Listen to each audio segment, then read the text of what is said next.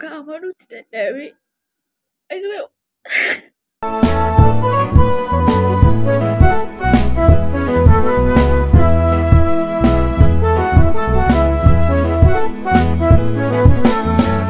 Ashama akkam jirtu hordoftoota fi kabajamtoota Oroshow rallee yaanni ko viidiyoo dalaguudhaaf hin dhufne garuu waan baay'eetu kana magaddiisu dhagahee ijoolleen baay'eenis TikTok irratti mention nagootan jirtu kan viidiyoon leenaa ergaa turtan jirtu maaliif ni jedhee yeroon galee ilaalu hedduu tokko amanne hamayyuu sirriitti amanne jechaadha waan baay'eetu kana magaddiisu ta'e dargaggoon koomedii afaan Oromoo mucaan keenya jaallatamaa fi kabajamaan leen keenya tokko nu jalaa diimaa jiru tokko nu jalaa du'aa jiru niga akkuma beektan namoonni baay'eenis beektu Sooraa Abdataa jedhama ijoollee koomedii afaan Oromoo hojjeta mucaa baay'ee tokko nama bohaarsuudha yeroo baay'ee illee viidiyoo keenya irratti fidnee ilaalaa turre baay'ee tokko nama gaddisiisaa keessattuu baay'ee kan nama gaddisiisu haala sababa beekamaan taaneen du'ee yookaan dhukkubsatee miti leessa nagaa ture har'a du'ee jedhan an baay'ee tokko na gaddisiisee amanuun dadhabe hamma yoonaayyuun amanne akkan oduu tokko dhagayetti hiriyaan saayyuu kaleessa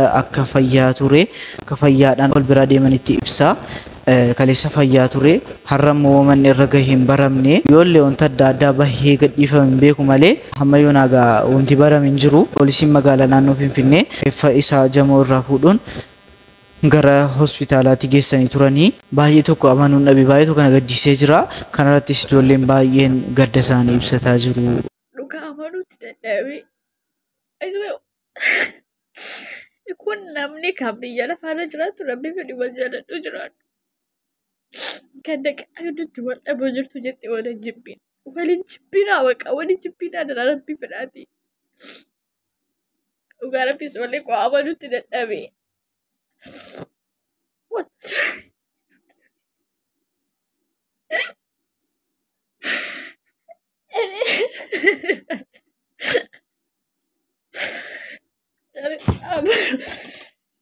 Abanu dadhabee.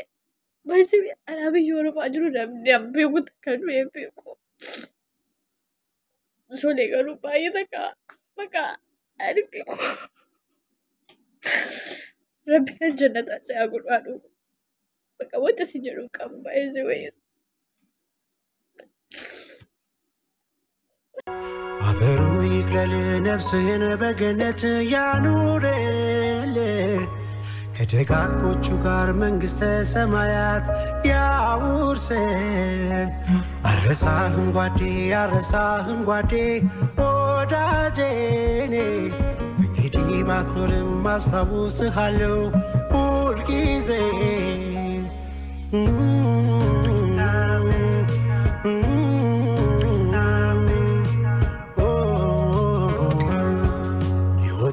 ድንኳን ብናውቅ እንደሚፈር ጆብዴሙ ቅሌንሰት ግብራ ጉበኔ ያጀማ በረኖ ፉደዲሱ እንድርገማ ፉዴ ገሌ ኮሮተኛ አቺሰሞ torban bod bororranka achisamo shunkurti kulubbi injiru taana dubbi ashabo zaiti jette mata anaiti banne ya jama barano fudadisu ndirkama fudde gale korotanya achisamo torban bod bororranka achisamo durbi duri dagatti daku dafatti isheenarra kubba milla atabatti bakke turti dafteen galtu manatti yo barbaades muudi sitti qabatti gubanne qabbaneessutti tu caalchifanne akkanama ijoollummaan baranne hojii dhabne shiboo ibsaa qabanne gubanne gubachuu qofaare hin ciincomne malee bara inni kaan konkolaataa bira saasaa bira dhaabatee gommaatti jijjiirutti nuun bilbila keenyatti iskiriinii jijjiiruu dadhabne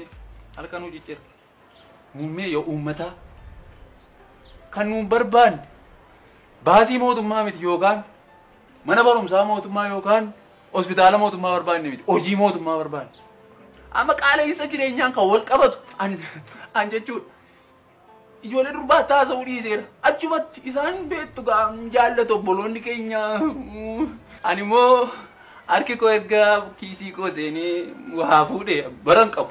Haala biyyi kun keessa jirtuu fi maqaa kee naa ibsi. Ani malkaamu mootummaa durumaa kaasee waan barbaade haasa'uu nan danda'a garuu maqaa koo dubbachuun jaalladhu maqaa koo Malkaamuun eenyu dharee? Harkaa baatee. Malkaamuun anumadha. Xiqqoo. Naagaleera. Tole maqaa kee nu ibsiteetta.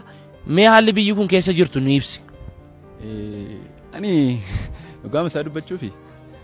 An jireenyuma biyya kanaan baqadhee baa rakkuma carraa ta'ee too hin biyya kana dhiisee baharuu natti dhuftee korojoo koo fudhadhee korojoo na keemmoo waan biraa jiran sitti fakkaate waraqaa deeggarsaa fi waraqaa eenyummaa baafachuu fi kan hin gannatti deddeebi'aa ture dookimentii koo kan kutaa 8 kutaa 10 kutaa 12 duwwee keessadha jireenya biyya kanaa immoo keetti siibsuun qabu maaliif jireenyi baay'ee ulfaachuurraan kan ka'e amma durii wanti si gammachiisu waan jiru amma wanti si gammachiisu dur amma yoo sakaan dhiiste oduu gammachiisaadha ni girgiddaatti waan laxxafu amma garuu wanti oduu gammachiisaa fa'aa girgiddaatti laxxafamu wanti waan itti laxxafamu girgiddaatti yoo argite abaluu jalaa manni gubatee buukii akkas akkasii irratti lakkoofsa baankii akkasii irratti gargaarsa nu godha iddoo akkas akkasiitti buraayyuutti sabbataatti waldaa ijaaruuf hennaa buukii akkasii irratti gargaarsa nu godha waan akkas akkasii guutu amma jireenyi biyya kanaa kun mataan nu ba'uu fedha amma kana duwwee miti keessuma amma nuuni waa'ee borii keenya yaaduu dhiifneerra maaliif seeti amma kitaabni amma mul'ata kee dhugoomsi waa'ee borii kee yaadii kitaaba akkasii dubbisaan jiru maaliif waa'ee borii keenya yaadna taanaani mana kiraa yaadna waa'ee borii keenya yaadna taanaani isa bor dubbiin ka'uu yaadna amma qaala'insa uummataaf haadha manaaf abbaa manaa meeqa tolii kaa'eera yeroo isin jiru keessumaa isa dubbii immoo dubbii amma maal taasise amma dubbii kana yeroo hundumaa ka'uurraan kan ka'e etu akka carraatee guyyaa tokko nagaa ta'e oole biyyi nagaa miti innaan hundi keenya maaliif akkamittiin dubbiin ka'in ooleen amma wanti akkasii kuni sammuu keenya rukuteera sammuun keenya rukutamaadha amma kan biraa irratti immoo maal seete numti mataan keenya oliin jaallannu oliin kabajnu waliin gaddinu addunyaan akkamittiin nuu gadditi amma fakkeenyaaf wanta si dhibu tokkoon sitti hima yeroo baay'ee ijoolleen keenya babbareedanii kokkolfanii mimiiccatanii suuraa kaa'anii toora miidiyaa addunyaatti baasu. Biyya kanaaf ta'eera jedhanii madhiisu gaa maaliif nun babbareennee sababii suuraa kaanu kamna duwwee miti miidiyaa mootummaa yoo ilaalte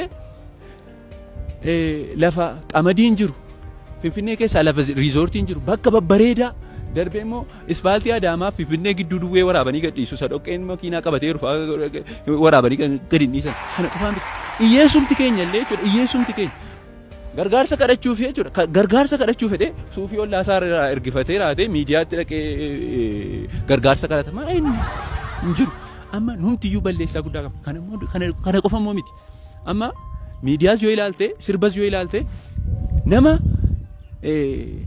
booka onatee cooma muru malee nama boombaa dhugee shiroo nyaatu argitu akka jechuun addunyaamti yeroo teessee TV keenya ilaaltu gargaarsa Ameerikaan fa'aa gargaarsa nu gaafatti maaliif cooma murree booka onachaa irra eessaa hiyyeessa fakkaannu namni lafa saaxoon jiru lafa hiyyeessi jiru waraabu hin jiru lafa bookaa lafa maalee kana dubeettaati isa nuuni faama sirbuma irratti isa nuuni diina garaa gubuuf ennee olutaallee gadu taallee sirbinu fa'a isa nuuni olutaallee gadi buunee sirbinu diina garaa gubuuf ennee faranjiin quufanii fereggeexu gargaarsa nurraa kutti.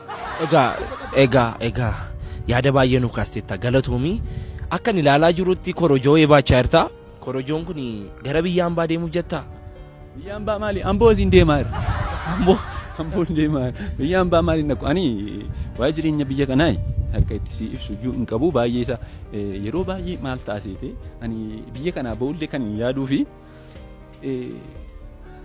ani akkuma itti mootummaa iyyuu koma dhundhabe numti mataan keenya iyyuu sirrii miti. Tasgabbaa'ee uummata biratti dhiyaata waan ta'eef mootummaa wajjin wal hin tuqsiisin. Gaaffiin si gaafadhe kanaa fi waa'ima biyya kanaa wantuma xinnoo naa ibsin jedhe malee atoo wantuma garaa kee keessa jiru hundumaa nu ibsite. Waan garaa koo keessa jiru koo waan xeerii garaa achasiin jechaa hin jiru man. Waan garaa koo keeru waan sammuu koo keeruun sitti maara malee. Ilaaga maal ta'e siite namni akka aadaa keenyaatti bulaa jiru hin jiru. Namni uffata aadaan keenya uffata duwweetti fakkaateera. Aadaan keenya wal gargaaruu ture. Aadaan keenya waliif yaaduu ture. Aadaan keenya wal guddisuu ture. Aadaan keenya tokko ta'uu ture. Aadaan keenya wal jaallachuu ture. Garuu namni keenya aadaa uffata irratti fudhateera. Amma fakkeenyaaf yoo kaatee wayyaa ammayyaaffattee kun aadaa keenya miti jedha. Yoo kaatee paastaa nyaattee paastaan aadaa keenya miti siin jedha. Kana qofa miti. Ati ammati isa aadaa keenya ta'e yoo bishaan laattee fi yoo bishaan namni tokko si kadhate aannan laattaa fi ati garuu yoo bishaan gaafatte ofiisaati haayilaandii sitti gurgurata isa aadaa keenya ta'e immoo kana qofaa miti waan addunyaan jaallatu yoo kaatee hojjette kun aadaa keenya miti jedha.